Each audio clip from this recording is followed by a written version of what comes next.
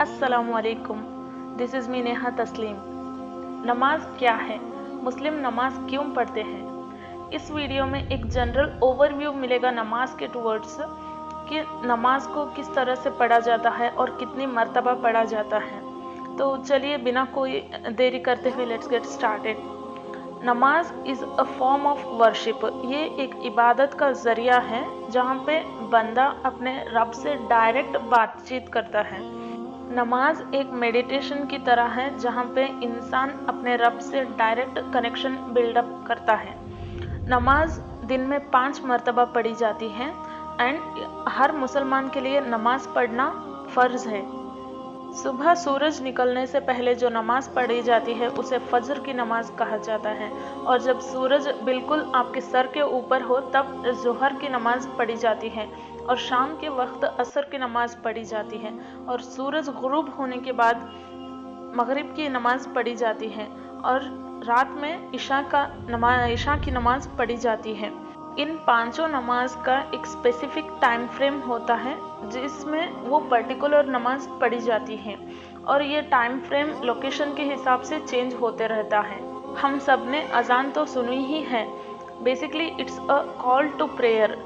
यहाँ पे अजान देने का मतलब है कि नमाज का वक्त हो चला है और नमाज पढ़ने के लिए आ जाओ। अगर सिंप्लीफाइड वे में बोलूँ तो नमाज में हम कुरान की आयतें पढ़ते हैं जहाँ पे अल्लाह की खूब सारी तारीफ की जाती है। नमाज इस्लाम का दूसरा रुकन है। कुरान और हदीस में नमाज की सख्त ताकीद की गई है। नमाज की फ़र्जियत का इनकार करने वाला आदमी कुफ्र करने वाला आदमी के बराबर है, और उसका ना पढ़ना बहुत बड़ा गुनाह है।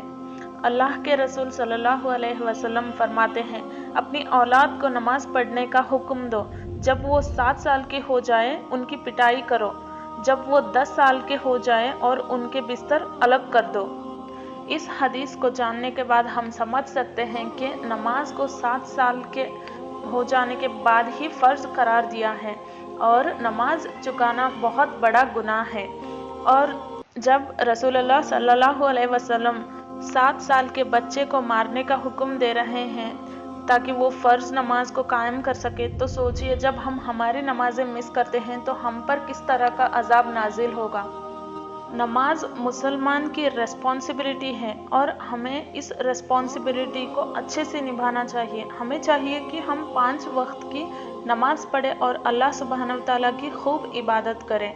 और अगर हम वीक हैं, कमज़ोर हैं, ठहर कर नमाज नहीं पढ़ सकते तो हम बैठ कर भी नमाज पढ़ सकते हैं। और अगर आपको बैठ कर भी तकलीफ़ हो रही है तो आप लेट कर इशारे से नमाज पढ़ सकते हैं, लेकिन नमाज पढ़ना कंपलसरी है, ज़रूरी है।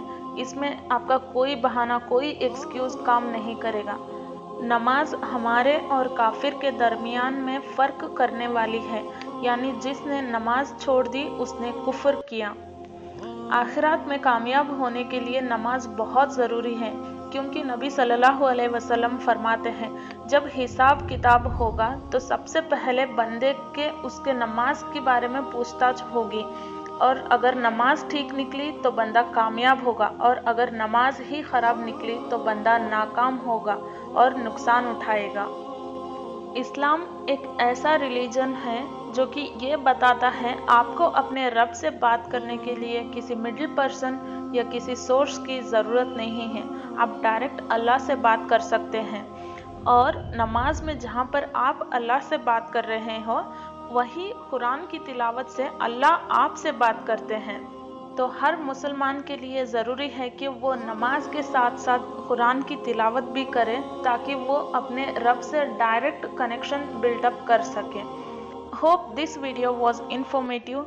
दिस इज़ मी नेहा तस्लीम signing off. See you in the next video. Till then, assalamu alaikum.